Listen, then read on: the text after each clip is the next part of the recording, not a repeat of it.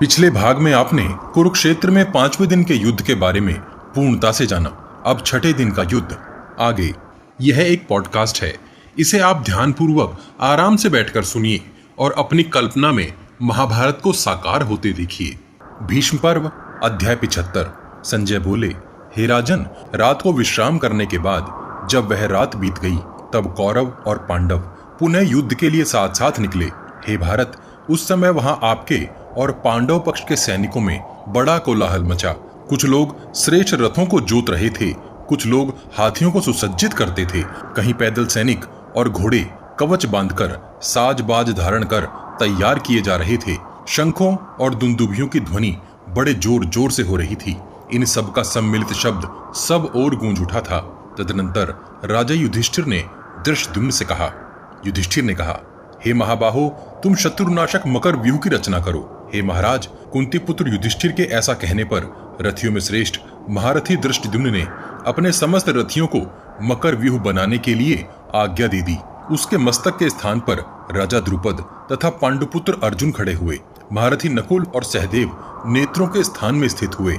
हे महाराज, महाबली भीमसेन उसके मुख की जगह खड़े हुए। सुभद्रा कुमार अभिमन्यु, द्रौपदी के 5 पुत्र राक्षस घटोत्कच, सात्विकी और धर्मराज युधिष्ठिर ये उस मकर व्यूह के ग्रीवा भाग में स्थित हुए। हे नरेश्वर, सेनापति विराट विशाल सेना से घिरकर धृष्टद्युम्न के साथ उस व्यूह के पृष्ठ भाग में खड़े हुए। 5 भाई केकय राजकुमार उनके वाम पार्श्व में खड़े थे।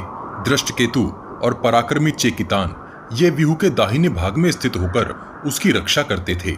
हे महाराज, उसके दोनों पैरों की जगह महारथी श्रीमान कुंती भोज और विशाल सेना सहित शतानिक खड़े थे। सोमकों से घिरा हुआ महाधनुर्धर शिखंडी और बलवान ईरावन ये दोनों उस मकर व्यूह के पुच्छ भाग में खड़े थे। हे महाराज, इस प्रकार उस महान मकर व्यूह की रचना करके पांडव कवच बांधकर सूर्योदय के समय पुनः युद्ध के लिए तैयार हो गए। ऊंची ऊंची ध्वजाओं, छत्रों तथा चमकीले और तीखे अस्त्र शस्त्रों से युक्त हाथी, घोड़े, रथ और पैदल सैनिकों की चतुरंगिणी सेना के साथ पांडवों ने कौरवों पर शीघ्रतापूर्ण आक्रमण किया। हे राजन, तब आपके ताऊ देवव्रत ने पांडवों का वह व्यूह देखकर अपनी सेना को महान क्रौंच व्यूह के रूप में संगठित किया। उसकी चोंच के स्थान में महाधनुर्धर द्रोणाचार्य सुशोभित हुए।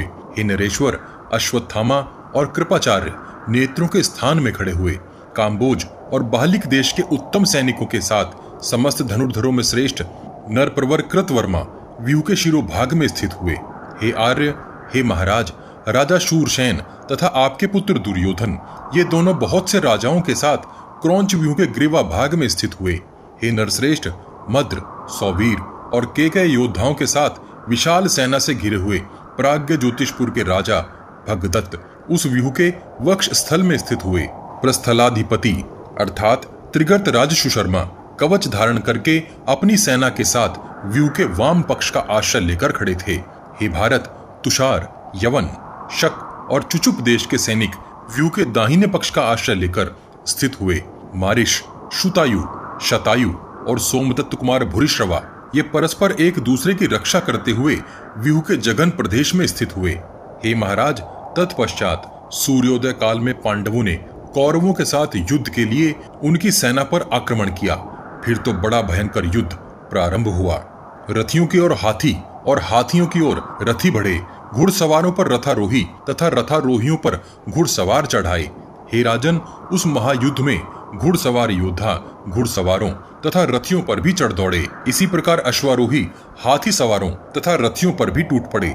रथी और घुड़सवार दोनों ही पैदल सेनाओं पर आक्रमण करने लगे। हे राजन, इस प्रकार अमर्ष में भरे हुए ये समस्त सैनिक एक दूसरे पर धावा करने लगे। भीमसेन, अर्जुन, नकुल, सहदेव तथा अन्य महारथियों से सुरक्षित हुई पांडव सेना नक्षत्रों से भरी रात्रि की भांति सुशोभित हो रही थी। इसी प्रकार भीष्म, कृपाचार्य, द्रोणाचार्य, शल्य और दुर्योधन आदि से घिरी हुई आपकी सेना ग्रहों से भरे आकाश की भांति शोभा पा रही थी। पराक्रमी कुंती कुमार भीमसेन ने द्रोणाचार्य को देखकर वेगशाली अश्वों द्वारा द्रोण की सेना पर धावा किया। युद्ध की स्पर्धा रखने वाले पराक्रमी द्रोणाचार्य ने रणभूमि में कुपित हो भीम के मर्म स्थानों को लोहे के 9 बाणों से घायल कर दिया। तब युद्ध में द्रोणाचार्य के द्वारा अत्यंत आहत होकर भीमसेन ने उनके सारथी को यमलोक भेज दिया। तब प्रतापी द्रोणाचार्य स्वयं ही रथ की बागडोर संभालते हुए पांडव सेना का उसी प्रकार संहार करने लगे जैसे आग रुई के ढेर को भस्म कर डालती है। संजय और केकय योद्धा द्रोणाचार्य तथा भीष्म की मार खाकर रणभूमि से भागने लगे। इसी प्रकार भीम और अर्जुन के बाणों से शत विक्षत हुई आपकी सेना मतवाली स्त्री की भांति जहां तहां मूर्छित होने लगी। हे भारत, बड़े बड़े वीरों का संहार करने वाले उस युद्ध में दोनों सेनाओं के व्यूह टूट गए और आपके तथा पांडवों के सैनिकों का भयंकर सम्मिश्रण हो गया। संजय बोले, हे भरत नंदन, हमने आपके पुत्रों का शत्रुओं के साथ अद्भुत पराक्रम देखा था। वे सब के सब एक पंक्ति में खड़े होकर युद्ध कर रहे थे। हे प्रजानाथ, महाबली कौरव तथा पांडव एक दूसरे के अस्त्र शस्त्रों का निवारण करते हुए जूझ रहे थे। भीष्म पर्व अध्याय 76। धृतराष्ट्र बोले, हे संजय, हमारी सेना अनेक गुणों से संपन्न है, अनेक अंगों से युक्त और अनेक प्रकार से संगठित है तथा शास्त्रीय विधि से उसकी व्यूह रचना की गई है। अतः वह अमोघ है, अर्थात विजय पाने में विफल न होने वाली है। हमारी यह सेना हम लोगों पर सदा प्रसन्न और अनुरक्त रहने वाली है। हमारे प्रति सर्वदा विनीत भाव रखती आई है। यह किसी भी व्यसन अर्थात बुरे व्यवहार में नहीं फंसी है। पूर्व काल में इसका पराक्रम देखा जा चुका है। इसमें न तो कोई अत्यंत बूढ़ा है, न बालक है, न अत्यंत दुबला है और न अत्यंत मोटा ही है। इसमें शीघ्र कार्य करने वाले प्राय ऊंचे कद के लोग हैं। इस सेना का प्रत्येक सैनिक सारवान योद्धा और निरोग है। यहाँ सबने कवच एवं अस्त्र शस्त्र धारण कर रखा है। अनेक प्रकार के बहुसंख्यक शस्त्रों का संग्रह किया गया है। यहाँ का एक एक योद्धा खड़ग युद्ध, मल्ल युद्ध और गला युद्ध में कुशल है। ये सैनिक प्रास, रिष्टि, तोमर, लोहमय परिघ, भिंदीपाल, शक्ति, मूसल, कंपन तथा कणप आदि दूसरों पर चलाने योग्य विचित्र अस्त्रों का युद्ध में प्रयोग करने की कला में कुशल तथा मुष्टि युद्ध में भी सब प्रकार से समर्थ हैं। हमारी इस सेना को धनुर्वेद का प्रत्यक्ष अनुभव प्राप्त है। इसके सैनिकों ने व्यायाम अर्थात अस्त्र शस्त्रों के अभ्यास में भी अधिक परिश्रम किया है। ये शस्त्र ग्रहण में संबंध रखने वाली सभी विद्याओं में पारंगत हैं। ये हाथी, घोड़े आदि सवारियों पर चढ़ने, उतरने, आगे बढ़ने, बीच में ही कूद पड़ने, अच्छी तरह प्रहार करने, चढ़ाई करने और पीछे हटने में भी प्रवीण हैं। हाथी, घोड़े, रथ आदि की सवारियों द्वारा रण यात्रा करने में इस सेना की अनेक प्रकार परीक्षा की जा चुकी है। परीक्षा करके प्रत्येक सैनिक को उसकी योग्यता के अनुकूल यथोचित वेतन दे दिया गया है। इनमें से किसी को मित्रों की गोष्ठी से लाकर सामान्य उपहार देकर भाई बंधु होने के कारण सौहार्दवश अथवा बल प्रयोग करके सेना में सम्मिलित नहीं किया गया है। जो कुलीन नहीं है, ऐसे लोगों का भी इस सेना में संग्रह नहीं हुआ है। हमारी सेना में जो लोग हैं वे सब समृद्धशाली और श्रेष्ठ हैं। उनके सगे संबंधी भाई बंधु भी संतुष्ट हैं। इन सब पर हमारी ओर से विशेष उपकार किया गया है। ये सभी यशस्वी और मनस्वी हैं। हे संजय, जिनके कार्य और व्यवहार को कई बार देखा गया है, जो लोकपाल के समान पराक्रमी हैं, ऐसे मुख्य मुख्य स्वजनों द्वारा इस सेना का पालन पोषण होता है। यह सेना संपूर्ण जगत में विख्यात है।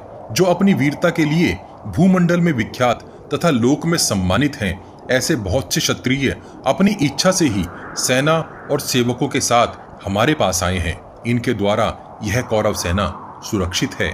हमारी यह सेना महासागर के समान सब ओर से परिपूर्ण है। इसमें बिना पंख के ही पक्षियों के समान तीव्र गति से चलने वाले रथ और हाथी इस प्रकार आकर मिलते हैं जैसे समुद्र में सब ओर से नदियां आकर गिरती हैं। नाना प्रकार के योद्धा ही इस सैन्य सागर के जल हैं। वाहन ही उसमें उठती हुई छोटी बड़ी तरंगे हैं। इसमें क्षिणिप, खड़ग, गदा, शक्ति, बाण और प्रास आदि अस्त्र शस्त्र जल जंतुओं के समान भरे पड़े हैं। ध्वज और आभूषणों से भरी हुई यह सेना रत्न जटित पताकाओं से व्याप्त है। दौड़ते हुए घोड़ों से जो इस सेना का संचालन होना है, वही वायु वेग इस समुद्र का कंपन है। सागर सदृश यह विशाल सेना देखने में अपार है और निरंतर गर्जन करती रहती है। द्रोणाचार्य, भीष्म, कृतवर्मा, कृपाचार्य, दुशासन, जयद्रथ, भगदत्त, विकर्ण, अश्वत्थामा, शकुनी तथा बालिक आदि प्रमुख वीरों तथा अन्य शक्तिशाली महामनस्वी लोगों द्वारा मेरी सेना सदा सुरक्षित रहती है। ऐसी सेना भी यदि संग्राम में मारी गई तो इसमें हम लोगों का कोई पुरातन प्रारब्ध ही कारण है। हे संजय, इस भूतल पर इतनी बड़ी सेना का जमाव मनुष्यों ने कभी नहीं देखा होगा, अथवा प्राचीन महाभाग ऋषियों ने भी नहीं देखा होगा। इतना बड़ा सैन्य समुदाय शस्त्र संपत्ति से युक्त होने पर भी यदि संग्राम में विनिष्ट हो रहा है तो इसमें भाग्य के सिवा और क्या कारण हो सकता है। हे संजय, यह सब कुछ मुझे विपरीत जान पड़ता है कि ऐसा भयंकर सैन्य समूह भी वहां युद्ध में पांडवों से पार नहीं पा सका। हे संजय, निश्चय ही पांडवों के लिए देवता आकर मेरी सेना के साथ युद्ध करते हैं, तभी तो वह प्रतिदिन मारी जा रही है। विदुर ने नित्य ही हित और लाभ की बातें बताई, परंतु मेरे मूर्ख पुत्र दुर्योधन ने नहीं माना। हे संजय, मैं समझता हूँ महात्मा विदुर सर्वज्ञ हैं, इसलिए पहले ही उनकी बुद्धि में ये सब बातें आ गई थी। आज जो कुछ प्राप्त हुआ है यह पहले ही उनकी दृष्टि में आ गया था। हे संजय, अथवा यह सब प्रकार से ऐसा ही होने वाला था।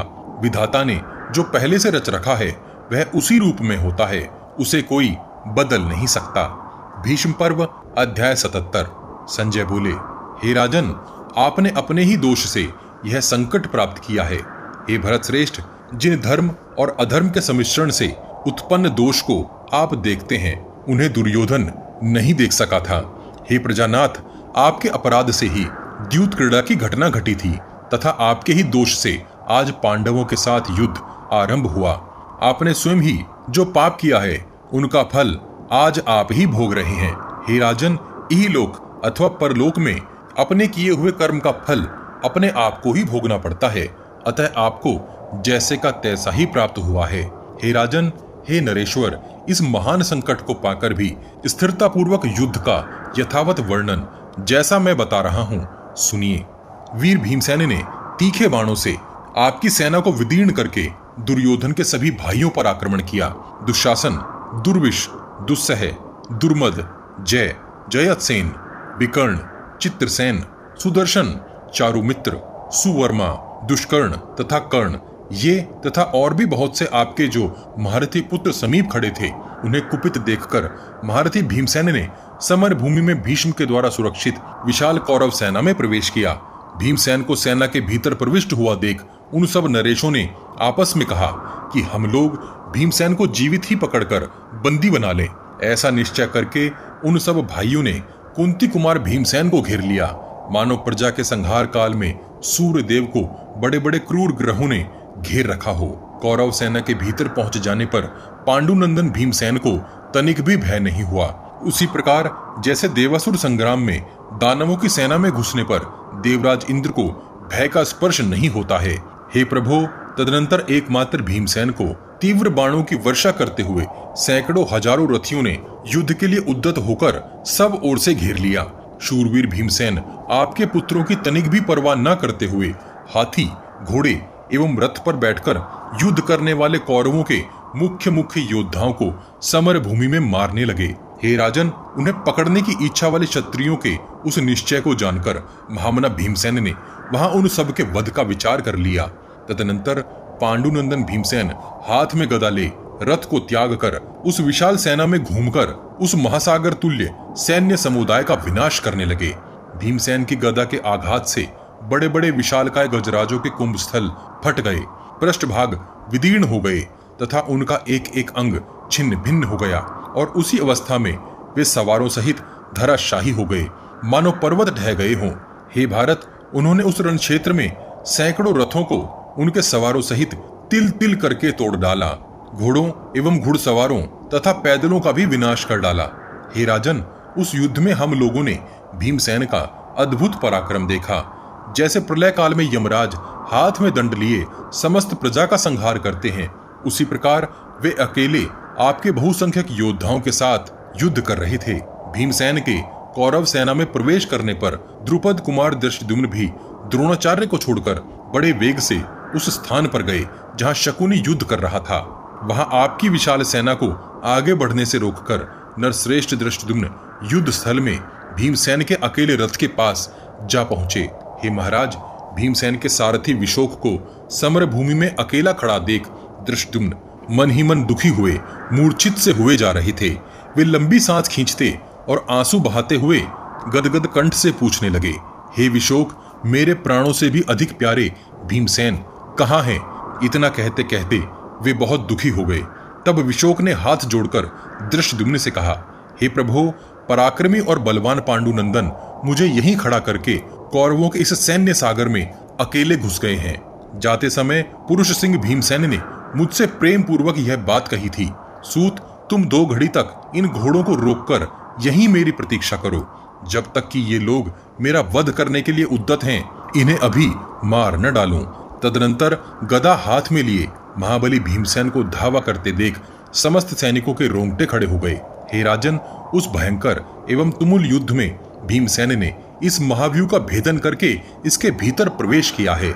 विशोक की यह बात सुनकर महाबली द्रुपद कुमार धृष्टद्युम्न ने उस सम्रांगण में उनके सारथी से इस प्रकार कहा, हे सारथे, युद्ध स्थल में भीमसेन को छोड़कर और पांडवों से स्नेह तोड़कर अब मेरे जीवन से कोई प्रयोजन नहीं है। भीमसेन एकमात्र युद्ध के पथ पर गए हैं और मैं भी युद्ध स्थल में उपस्थित हूँ। ऐसी दशा में यदि भीमसेन के बिना ही लौट जाऊं तो क्षत्रिय समाज मुझे क्या कहेगा? जो अपने सहायकों को छोड़कर स्वयं कुशल पूर्वक घर को लौट आता है, उसका इंद्र आदि देवता अनिष्ट करते हैं। महाबली भीम मेरा सखा और संबंधी है, वे हम लोगों के भक्त हैं और मैं भी उन शत्रुसूदन भीम का भक्त हूँ। अब मैं भी वहां जाऊंगा जहां भीमसेन गए हैं। देखो, जैसे इंद्र दानवों का संहार करते हैं, उसी प्रकार मैं भी शत्रु सेना का विनाश कर रहा हूँ। हे भारत, ऐसा कहकर वीर धृष्टद्युम्न भीमसेन के बनाए हुए मार्गों से कौरव सेना के भीतर गए। उन मार्गों पर गदा के मारे हुए हाथी पड़े थे।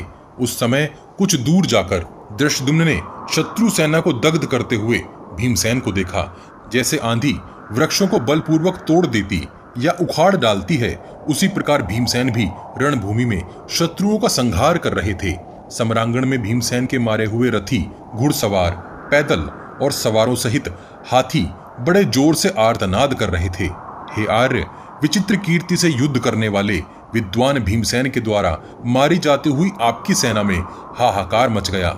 हे शत्रुओं को संताप देने वाले नरेश, तदनंतर अस्त्रों के ज्ञाता समस्त कौरव सैनिक भीमसेन को सब ओर से घेरकर अस्त्र शस्त्रों की वर्षा करते हुए बिना किसी भय के उन पर चढ़ आए। विश्व के विख्यात वीर बलवान द्रुपद कुमार धृष्टद्युम्न ने देखा, शस्त्रधारियों में श्रेष्ठ पांडुनंदन भीमसेन पर सब ओर से धावा हो रहा है। अत्यंत संगठित हुई भयंकर सेना ने उन पर आक्रमण किया है। यह देखकर धृष्टद्युम्न भीमसेन को आश्वासन देते हुए उनके पास गए। उनका प्रत्येक अंग बाणों से शत विक्षत हो रहा था। वे पैदल ही क्रोध रूपी विष उगल रहे थे और गदा हाथ में लिए प्रलय काल के यमराज के समान जान पड़ते थे। महामना धृष्टद्युम्न ने तुरंत ही उन्हें अपने रथ पर बिठा लिया और उनके शरीर में धसे हुए बाणों को निकाल दिया। शत्रुओं के बीच में ही भीमसेन को हृदय से लगाकर उन्हें पूर्णतः सांत्वना दी। वह महान संघर्ष आरंभ होने पर आपका पुत्र दुर्योधन भाइयों के पास आकर इस प्रकार बोला, यह दुरात्मा द्रुपद पुत्र यहाँ आकर भीमसेन से मिल गया है। हम सब लोगों को बहुत बड़ी सेना के साथ इस पर आक्रमण करना चाहिए, जिससे हमारा और तुम्हारा यह शत्रु हम लोगों की इस सेना को हानि पहुंचाने का विचार न कर सके। दुर्योधन का यह कथन सुनकर आपके सभी वीर पुत्र जो धृष्टद्युम्न का आगमन नहीं सह सके थे, बड़े भाई की आशा से प्रेरित हो प्रलय काल के भयंकर केतुओं की भांति हाथ में आयुध लिए धृष्टद्युम्न के वध के लिए उन पर टूट पड़े। उन्होंने अपने हाथों में धनुष बाण ले रखे थे और वे रथ के पहियों की घरघराहट के साथ साथ धनुष की प्रत्यंचा को भी कंपाते हुए उसकी टंकार फैला रहे थे। जैसे मेघ पर्वत पर जल की बूंदें बरसाते हैं, उसी प्रकार वे द्रुपद पुत्र पर बाणों की वृष्टि करने लगे। परंतु विचित्र युद्ध करने वाले धृष्टद्युम्न उस सम्रांगण में अपने पैने बाणों द्वारा उन सबको अत्यंत घायल करके स्वयं तनिक भी व्यथित नहीं हुए। युद्ध में सामने खड़े हुए आपके वीर पुत्रों को आगे बढ़ते और प्रचंड होते देख नवयुवक महारथी द्रुपद कुमार ने उनके वध के लिए भयंकर मोहनास्त्र का प्रयोग किया। हे राजन, जैसे युद्ध में देवराज इंद्र दैत्यों पर कुपित होते हैं, उसी प्रकार आपके पुत्रों पर धृष्टद्युम्न का क्रोध बहुत बढ़ा हुआ था। उसके मोहनास्त्र के प्रयोग से अपनी चेतना और धैर्य खोकर आपके नरवीर पुत्र रणभूमि में मोहित हो गए। आपके पुत्रों को मोह से युक्त एवं मरे हुए के समान अचेत हुआ देख समस्त कौरव सैनिक हाथी, घोड़े तथा रथ सहित सब ओर भाग चले। इसी समय दूसरी ओर शस्त्रधारियों में श्रेष्ठ द्रोणाचार्य ने द्रुपद के पास जाकर उनको 3 भयंकर बाणों द्वारा बींध डाला। हे राजन, तब रणभूमि में द्रोण के द्वारा अत्यंत घायल हो राजा द्रुपद पहले के वैर का स्मरण करते हुए वहां से दूर हट गए। द्रुपद को जीतकर प्रतापी द्रोणाचार्य ने अपना शंख बजाया। उस शंखनाद को सुनकर समस्त सोमक क्षत्रिय अत्यंत भयभीत हो गए। तदनंतर शस्त्रधारियों में श्रेष्ठ तेजस्वी द्रोणाचार्य ने सुना कि आपके पुत्र रणभूमि में मोहनास्त्र से मोहित होकर पड़े हैं। हे महाराज, यह सुनते ही महाधनुर्धर प्रतापी भारद्वाज नंदन द्रोणाचार्य तुरंत उस युद्ध स्थल में चलकर वहां आ पहुंचे। वहां आकर उन महारथी ने देखा कि धृष्टद्युम्न और भीमसेन उस महायुद्ध में विचर रहे हैं और आपके पुत्र मोहाविष्ट होकर पड़े हुए हैं। तब उन्होंने प्रज्ञास्त्र लेकर उसके द्वारा मोहनास्त्र का नाश कर दिया। इससे आपके महारथी पुत्रों में पुनः चेतना शक्ति लौट आई। वे समर भूमि में पुनः युद्ध के लिए भीमसेन और द्रुपद कुमार धृष्टद्युम्न की ओर चले। तब राजा युधिष्ठिर ने अपने सैनिकों को बुलाकर कहा, तुम लोग पूरी शक्ति लगाकर युद्ध स्थल में भीमसेन और धृष्टद्युम्न के पथ का अनुसरण करो।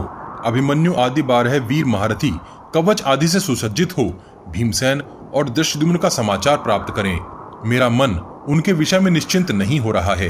युधिष्ठिर की ऐसी आज्ञा पाकर पराक्रम पूर्वक युद्ध करने वाले वे पुरुष शिरोमणि समस्त शूरवीर बहुत अच्छा कहकर दोपहर होते होते वहां से चल दिए। अभिमन्यु को आगे करके विशाल सेना से घिरे हुए 5 केकय राजकुमार, द्रौपदी के 5 पुत्र और पराक्रमी धृष्टकेतु, ये शत्रुओं का दमन करने वाले शूरवीर सूचीमुख नामक व्यूह बनाकर आपके पुत्रों की उस सेना को रण क्षेत्र में विदीर्ण करने लगे। हे जनेश्वर, आपकी सेना भीमसेन के भय से व्याकुल और धृष्टद्युम्न के बाणों से मोहित हो रही थी। अतः आक्रमण करने वाले अभिमन्यु आदि महाधनुर्धर वीरों को वह रोकने में समर्थ न हो सकी। मद और मूर्छा से विभूषित हुई मतवाली स्त्री की भांति वह मार्ग में चुपचाप खड़ी रही। सुवर्ण निर्मित ध्वजाओं से सुशोभित होने वाले वे महाधनुर्धर कुलीन योद्धा धृष्टद्युम्न और भीमसेन की रक्षा के लिए बड़े वेग से दौड़े। हे राजन, वे दोनों महाधनुर्धर धृष्टद्युम्न और भीमसेन भी अभिमन्यु आदि वीरों को सहायता के लिए आते देख हर्ष और उत्साह में भर गए और आपकी सेना का विनाश करने लगे। हे भारत, पांचाल राजकुमार धृष्टद्युम्न ने धनुर्वेद में कुशल और समस्त विद्याओं के पारंगत विद्वान अपने गुरु द्रोणाचार्य को सहसा वहां आए देख आपके पुत्रों के वध की इच्छा छोड़ दी। फिर भीमसेन को केकय के रथ पर बैठाकर क्रोध में भरे हुए धृष्टद्युम्न ने अस्त्र विद्या के पारगामी विद्वान द्रोणाचार्य पर धावा किया। तब शत्रुओं का नाश करने वाले प्रतापी द्रोणाचार्य ने कुपित होकर अपनी ओर आने वाले धृष्टद्युम्न के धनुष को एक बाण से तुरंत काट दिया। उसके बाद दुर्योधन के हित के लिए और स्वामी के अन्न का विचार करते हुए द्रोणाचार्य ने धृष्टद्युम्न पर और भी सैकड़ों बाण चलाए। तत्पश्चात शत्रुवीरों का हनन करने वाले धृष्टद्युम्न ने दूसरा धनुष लेकर पत्थर पर रगड़कर तेज किए हुए सोने की पंख वाले 20 बाणों से द्रोणाचार्य को घायल कर दिया।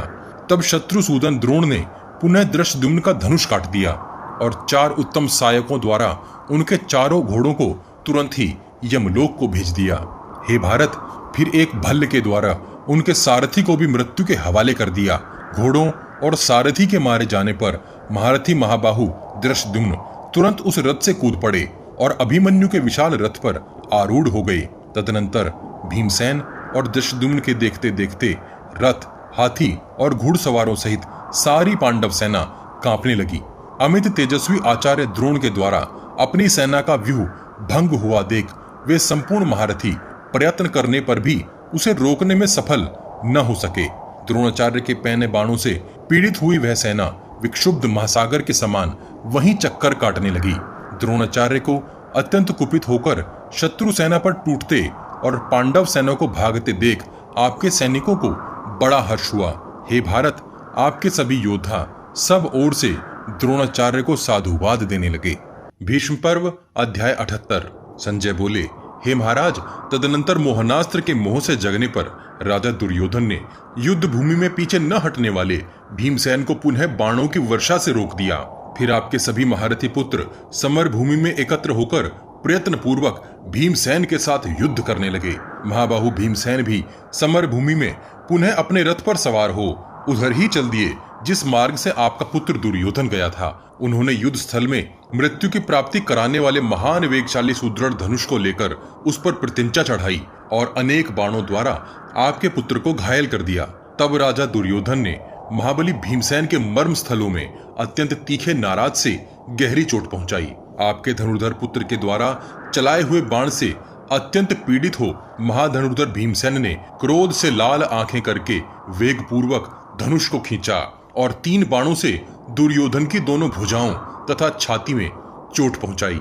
उन बाणों द्वारा राजा दुर्योधन 3 शिखरों से युक्त गिरिराज की भांति शोभा पाने लगे। क्रोध से भरे हुए इन दोनों वीरों को समर भूमि में एक दूसरे पर प्रहार करते देख दुर्योधन के सभी शूरवीर छोटे भाई प्राणों का मोह छोड़कर भयंकर कर्म करने वाले भीमसेन को जीवित पकड़ने के विषय में की हुई पहली सलाह को याद करके एक दृढ़ निश्चय पर पहुंचकर उन्हें पकड़ने का उद्योग करने लगे।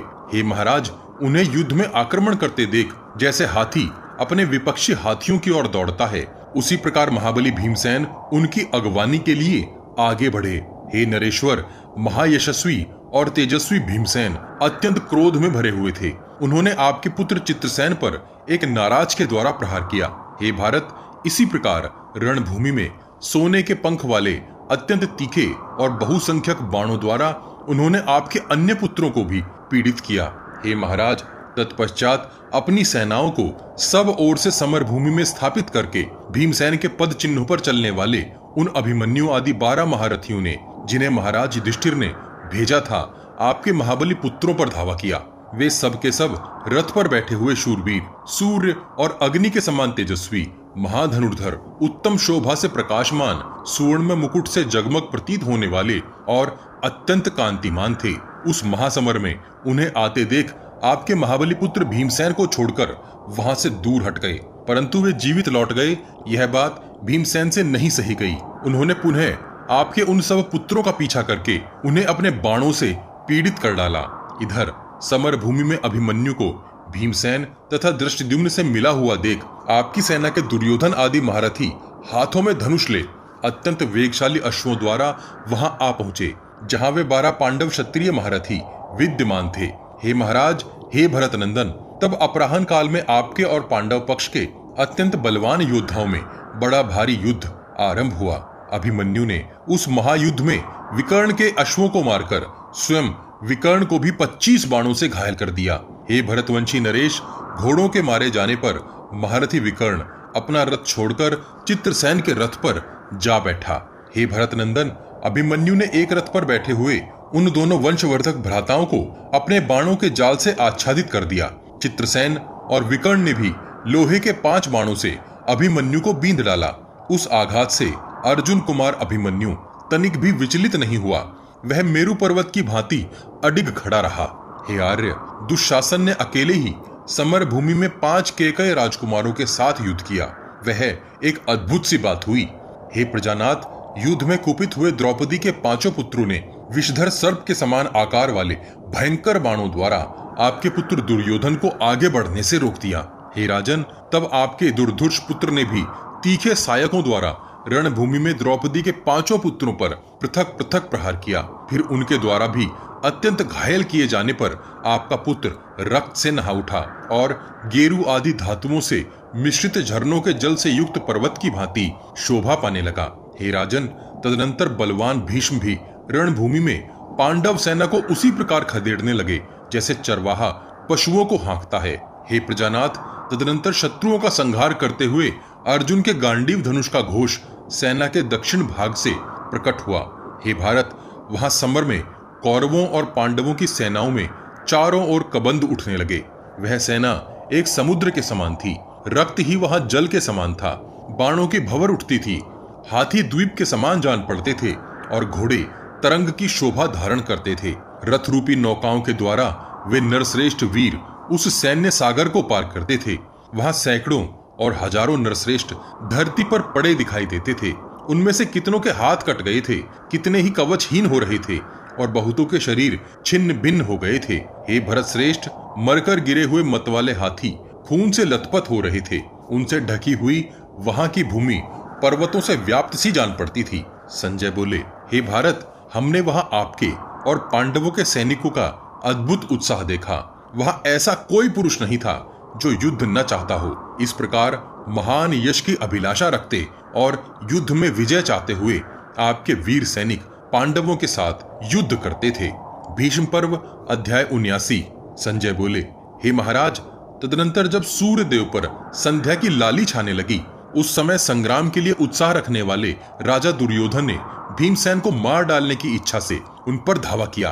अपने पक्के बैरी नरवीर दुर्योधन को आते देख भीमसेन का क्रोध बहुत बढ़ गया और भीम ने उससे यह वचन बोले। भीमसेन बोले, अरे दुर्योधन, मैं बहुत वर्षों से जिसकी अभिलाषा और प्रतीक्षा कर रहा था, वही यह अवसर आज प्राप्त हुआ है। यदि तू युद्ध छोड़कर भाग नहीं जाएगा तो आज तुझे अवश्य मार डालूंगा। माता कुंती को जो कलेश उठाना पड़ा है, हमने वनवास का जो कष्ट भोगा है और सभा में द्रौपदी को जो अपमान का दुख सहन करना पड़ा है, उन सब का बदला आज मैं तेरे मारे जाने पर चुका लूंगा। हे गांधारी पुत्र, पूर्व काल में डर रखकर अर्थात ईर्ष्या से तू जो हम पांडवों का तिरस्कार करता आया है, उसी पाप के फलस्वरूप यह संकट तेरे ऊपर आया है। तू आंख खोलकर देख ले, पहले कर्ण और शकुनी के बहकावे में आकर पांडवों को कुछ भी न गिनते हुए जो तूने इच्छानुसार मनमाना बर्ताव किया है। श्री कृष्ण संधि के लिए प्रार्थना करने आए थे, परंतु तूने मोहवश जो उनका भी तिरस्कार किया और बड़े हर्ष में भरकर उलूक के द्वारा जो तूने यह संदेश दिया था कि तुम मुझे और मेरे भाइयों को मारकर अपनी प्रतिज्ञा पूरी करो, उसके अनुसार तुझे भाइयों तथा सगे संबंधियों सहित अवश्य मार डालूंगा। पहले तूने जो जो पाप किए हैं, आज उन सब का बदला चुकाकर बराबर कर दूंगा। ऐसा कहकर भीमसेन ने अपने भयंकर धनुष को बारंबार घुमाकर उसे बलपूर्वक खींचा और वज्र के समान तेजस्वी भयंकर बाणों को उसके ऊपर रखा। वे सीधे जाने वाले बाण वज्र तथा प्रज्वलित आग की लपटों के समान जान पड़ते थे। उनकी संख्या 26 थी। कुपित हुए भीमसेन ने उन सबको शीघ्रता पूर्वक दुर्योधन पर छोड़ दिया।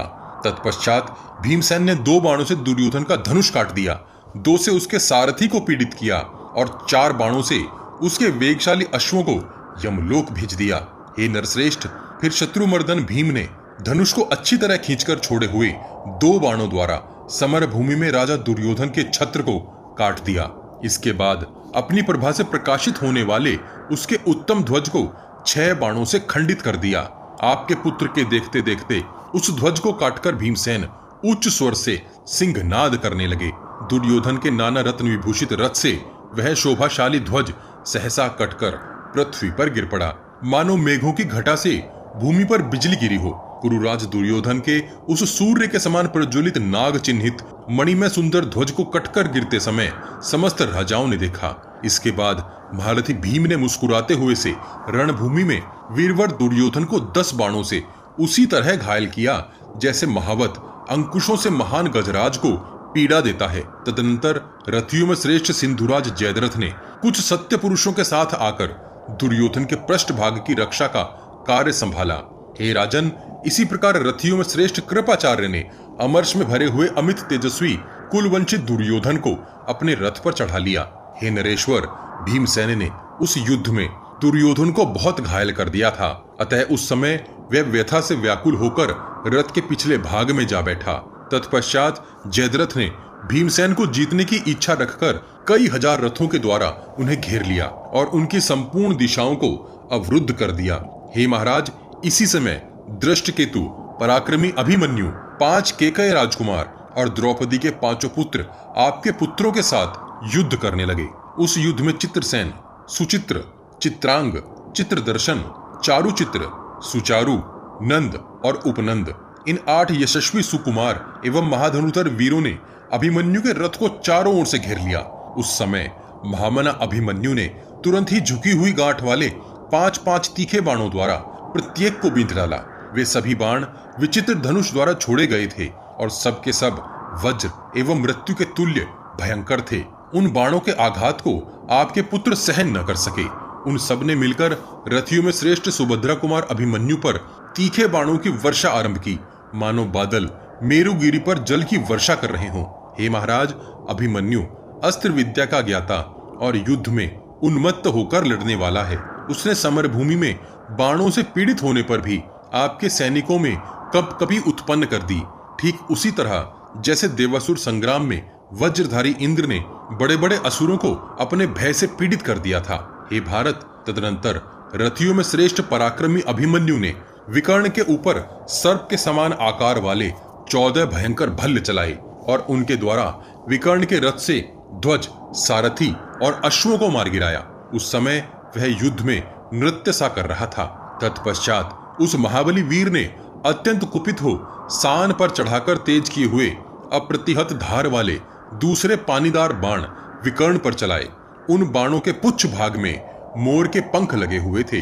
वे विकर्ण के शरीर को विदीर्ण करके भीतर घुस गए और वहां से निकलकर प्रज्वलित सर्पों की भांति पृथ्वी पर गिर पड़े। उन बाणों के पुच्छ और अग्रभाग सुनहरे थे। वे विकर्ण के रुधिर में भीगे हुए बाण पृथ्वी पर रक्त वमन करते हुए से दृष्टिगोचर हो रहे थे। विकर्ण को शत विक्षत हुआ देख उसके दूसरे भाइयों ने समर भूमि में अभिमन्यु आदि रथियों पर धावा किया। वे सब के सब युद्ध में उन्मत्त होकर लड़ने वाले थे। उन्होंने दूसरे दूसरे रथियों पर भी, जो अभिमन्यु की ही भांति सूर्य के समान तेजस्वी थे, आक्रमण किया। फिर वे सब लोग अत्यंत क्रोध में भरकर एक दूसरे को अपने बाणों द्वारा घायल करने लगे। उधर दुर्मुख ने श्रुतकर्मा को 7 शीघ्रगामी बाणों द्वारा बींधकर एक से उसका ध्वज काट डाला और 7 बाणों से उसके सारथी को घायल कर दिया। उसके अश्व वायु के समान वेगशाली तथा सोने की जाली से आच्छादित थे। दुर्मुख ने उन अश्वों को 6 बाणों से मार डाला और सारथी को भी रथ से नीचे गिरा दिया। महारथी श्रुतकर्मा अश्वों के मारे जाने पर भी उस रथ पर खड़ा रहा और अत्यंत क्रोध में भरकर उसने दुर्मुख पर प्रज्वलित उल्का के समान एक शक्ति चलाई। वह शक्ति अपने तेज से उद्दीप्त हो रही थी। उसने यशस्वी दुर्मुख के चमकीले कवच को फाड़ डाला। फिर वह धरती को चीरती हुई उसमें समा गई। महारथी सुत सोम ने अपने भाई श्रुतकर्मा को युद्ध में रथ विहीन हुआ देख समस्त सैनिकों के देखते देखते उसे अपने रथ पर चढ़ा लिया। हे राजन, इसी प्रकार वीरवर श्रुतकीर्ति ने युद्ध भूमि में आपके यशस्वी पुत्र जयद्रथ को मार डालने की इच्छा से उस पर आक्रमण किया। हे भारत, श्रुतकीर्ति जब बड़े जोर जोर से खींचकर अपने विशाल धनुष की गंभीर टंकार फैला रहा था, उसी समय रणभूमि में आपके पुत्र जयद्रथ ने हंसते हुए से एक तीखे शूरप्र द्वारा तुरंत उसका धनुष काट दिया। अपने भाई का धनुष कटा हुआ देख तेजस्वी शतानिक बारंबार सिंह के समान गर्जना करने लगा। शतानिक ने संग्राम भूमि में अपने धनुष को जोर से खींचकर शीघ्रतापूर्वक 10 बाण मारकर जयद्रथ को घायल कर दिया। फिर उसने मद्रस्रावी गजराज के समान बड़े जोर से गर्जना की। तत्पश्चात समस्त आवरणों का भेदन करने में समर्थ दूसरे तीक्ष्ण बाण द्वारा शतानिक ने जयद्रथ के वक्ष स्थल में गहरी चोट पहुंचाई। उसके इस प्रकार करने पर अपने भाई के पास खड़ा हुआ दुष्कर्ण क्रोध से व्याकुल हो उठा। उसने समर भूमि में नकुल के पुत्र शतानिक का धनुष काट दिया। तब महाबली शतानिक ने भार सहन करने में समर्थ दूसरा अत्यंत उत्तम धनुष लेकर उस पर भयंकर बाणों का संधान किया। फिर भाई के सामने ही दुष्कर्ण से खड़ा रहे ऐसा कहकर उसके ऊपर प्रज्वलित सर्पों के समान तीखे बाणों का प्रहार किया। हे आर्य, तदनंतर एक बाण से उसके धनुष को काट दिया, 2 से उसके सारथी को शत विक्षत कर दिया और 7 बाणों से उस युद्ध स्थल में स्वयं दुष्कर्ण को भी तुरंत घायल कर दिया। दुष्कर्ण के अश्व मन और वायु के समान वेगशाली थे। उनका रंग चितकबरा था। शतानिक ने 12 तीखे बाणों से उन सब अश्वों को भी तुरंत मार डाला। तत्पश्चात लक्ष्य को शीघ्र मार गिराने वाले एक दूसरे भल्ल बाण का उत्तम रीति से प्रयोग करके क्रोध में भरे हुए शतानिक ने दुष्कर्ण के हृदय में अत्यंत गहरा आघात किया। इससे दुष्कर्ण वज्राहत वृक्ष की भांति पृथ्वी पर गिर पड़ा। हे राजन, दुष्कर्ण को आघात से पीड़ित हुआ देख 5 महारथियों ने शतानिक को मार डालने की इच्छा से उसे सब ओर से घेर लिया। उनके बाण समूह से यशस्वी शतानिक को आच्छादित होते देख क्रोध में भरे हुए 5 भाई केकय राजकुमारों ने उन 5 महारथियों पर धावा किया। हे महाराज, उन्हें आते देख आपके महारथी पुत्र उनका सामना करने के लिए आगे बढ़े, जैसे हाथी दूसरे हाथियों से भिड़ने के लिए आगे बढ़ते हैं। हे नरेश्वर, दुर्मुख, दुर्जय, युवावीर दुर्मर्शन, शत्रुंजय तथा शत्रुसह ये सब के सब यशस्वी वीर क्रोध में भरकर 5 भाई केकयों का सामना करने के लिए एक साथ आगे बढ़े। उनके रथ नगरों के समान प्रतीत होते थे। उनमें मन के समान वेगशाली अश्व जुते हुए थे। नाना प्रकार के रूप रंग वाली और विचित्र पताकाएं उन्हें अलंकृत कर रही थी। ऐसे रथों पर आरूढ़, सुंदर धनुष धारण किए, विचित्र कवच और ध्वजों से सुशोभित उन वीरों ने शत्रु की सेना में उसी प्रकार प्रवेश किया जैसे सिंह एक वन से दूसरे वन में प्रवेश करते हैं। फिर तो एक दूसरे पर प्रहार करते हुए उन सभी महारथियों में अत्यंत भयंकर तुमुल युद्ध होने लगा। रथों से रथ और हाथियों से हाथी भिड़ गए। हे राजन, एक दूसरे पर प्रहार करने वाले उन महारथियों का वह युद्ध यमलोक की वृद्धि करने वाला था। सूर्यास्त के 2 घड़ी बाद तक उन सब लोगों ने बड़ा भयंकर युद्ध किया। उसमें सहस्त्रों रथी और घुड़सवार प्राण शून्य होकर बिखर गए। तब शांतनु नंदन भीष्म ने कुपित होकर झुकी हुई गांठ वाले बाणों द्वारा उन महामना वीरों की सेना का विनाश कर डाला। पांचालों की सेना की कितनी ही टुकड़ियों को अपने बाणों द्वारा यमलोक पहुंचा दिया। हे नरेश्वर, महाधनुर्धर भीष्म इस प्रकार पांडव सेना का संहार करके अपनी समस्त सेनाओं को युद्ध से लौटाकर अपने शिविर को चले गए।